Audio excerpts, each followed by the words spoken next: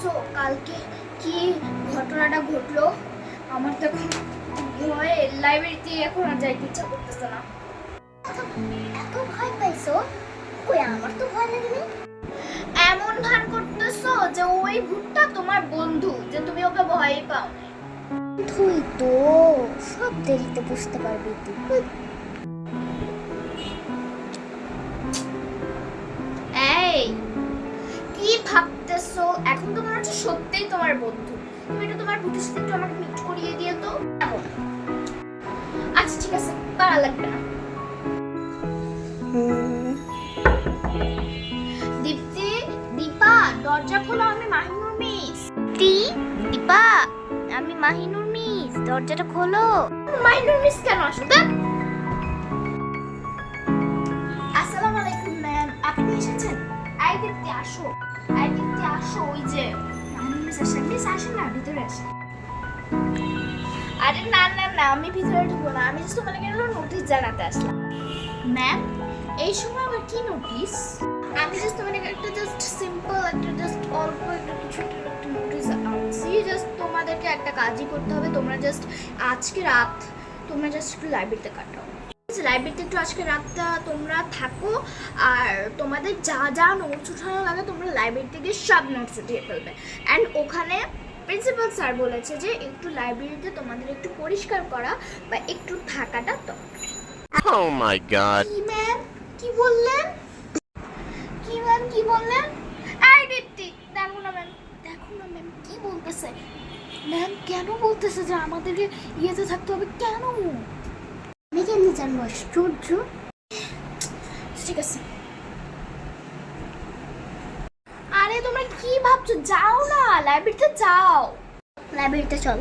এই দীপ্তি দাঁড়া, দীপ্তি দাঁড়া না, আমি লাইব্রেরিতে যেতেই চাই না। লাইব্রেরিতে যেতে পাগল হয়ে যেতে, এখন চল। আমার প্রচুর ভয় লাগতেছে। কোনো কিছু হবে না। On the library. Dipti, teacher অনেক নোটস দিছে, অনেক পড়া দিছে, কেমনে যেগুলো শেষ করবো? আসলে অনেক পড়া দিচ্ছে। এত পরে কেউ পড়তে পারে? আসলেই আসলেই কে এত পড়া পড়বে? আচ্ছা আমার এখন খুব ঘুম আসছে, আমি একটু ঘুমাই। হ্যাঁ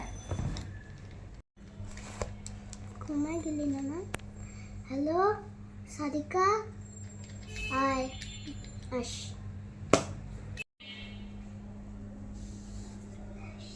চলে আসছি, একদম সেম টাইম নিয়ে আসলিস। চল চল, আমরা প্ল্যান করি গিয়ে ভালো হবে। চল চল চল।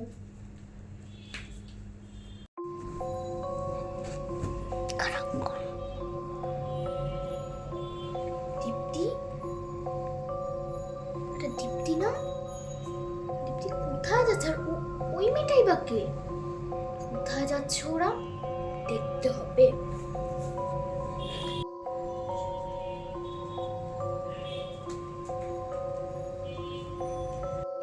দেখতেছি।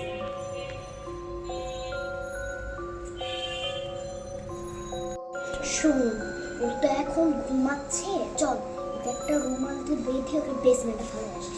হ্যাঁ ঠিক হবে একদম। বল তাহলে। আমাকে মেরে ফেলার প্ল্যান করতেছে? ওরা আমাকে মেরে ফেলার প্ল্যান করছে। দীপ্তি, দীপা, তোরা এখানে আমাকে নিয়ে কি বলতেছিস? আর এটা তুমি না? ওই দিন যে তুমি আমাকে ওই যে আমার আমার রুমের নাম্বারটা বললা, ওইটা তুমি না?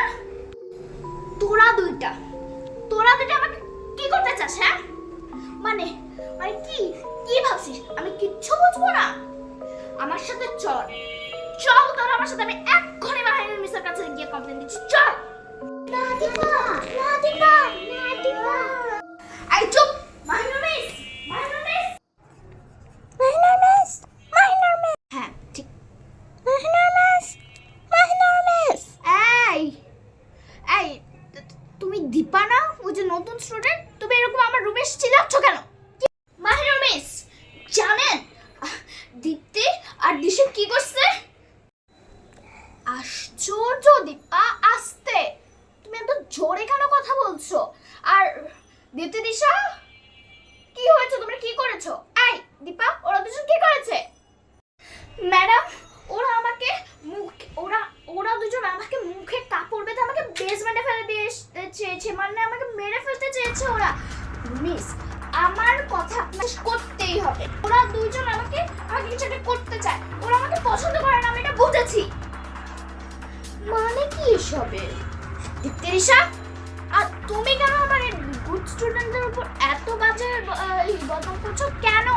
হ্যাঁ, ওরা তো আমার সবচেয়ে ফেভারিট স্টুডেন্ট। ওরা এরকম কাজ করতেই পারে।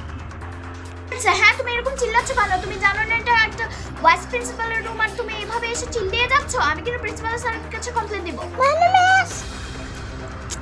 ম্যাডাম প্লিজ, আপনি আমার কথা বিশ্বাস করেন। আপনি বুঝছেন না কেন? ওরা আমাকে পছন্দ করে না, তাই জন্য ওরা আমাকে বেসমেন্টে ফেলে দিতে চায়। আচ্ছা ঠিক আছে দীপা, আমি দেখছি। তুমি প্লিজ একটু চুপ হয়ে বসো। দিশা, দীপা কি সত্যি কথা বলছে? তোমরা কি করছো দীপাকে? তোমরা কি করতে চাও দীপাকে? তোমরা কি দীপাকে পছন্দ করো না? ম্যাডাম না, এটা পছন্দ করি না। কি? তোমরা দীপাকে পছন্দ করো না দেখে ওকে তোমরা এরকম করবে?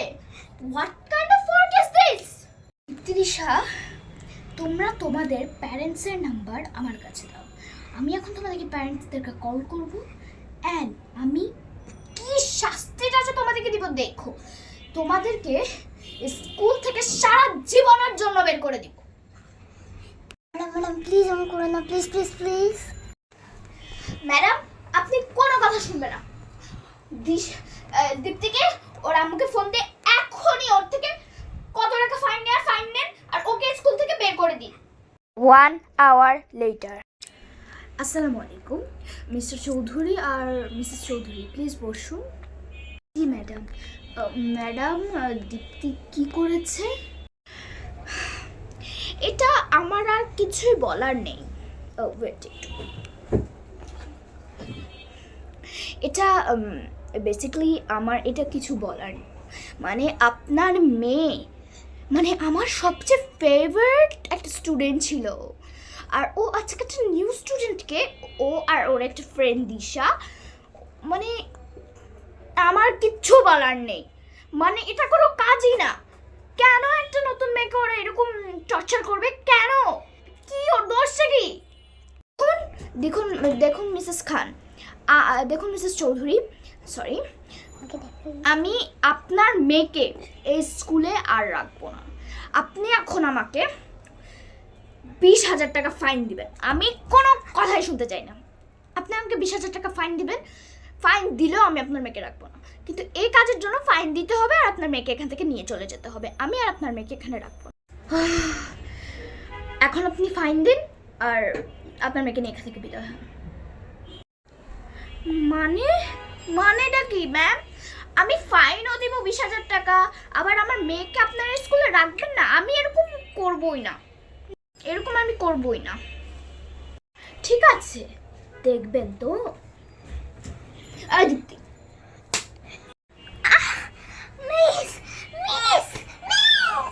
কোনো ক্ষমা নেই, কোনো তোর ক্ষমা নেই, ক্ষমাই নাই।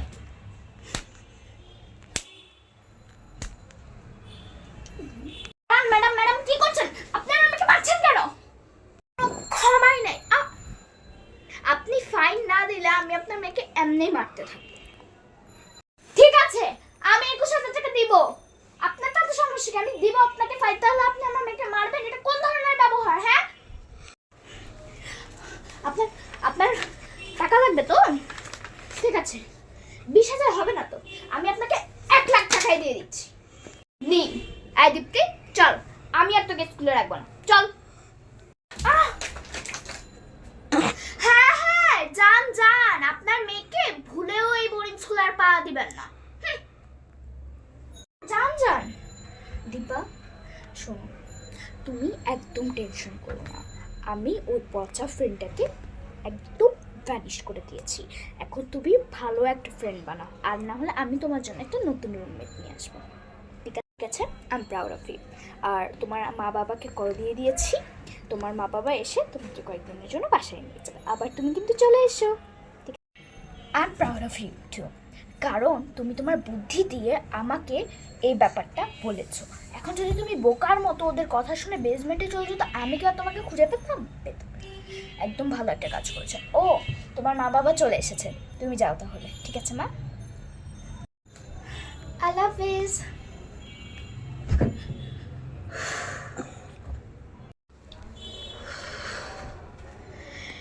এই ভুতুড়ে বোরিং স্কুল তো পার্টটা এখানেই শেষ হয়ে গেল। তারপর পার্ট দেখি কি দেওয়া যায়, হয়তো ভুতুড়ে কিছু বা নর্মাল কিছু শর্ট ফিল্ম আসবে, দেখা যাক তারপরে কি দেওয়া যায়, ভুতুড়ে নাকি নর্মাল। বাই।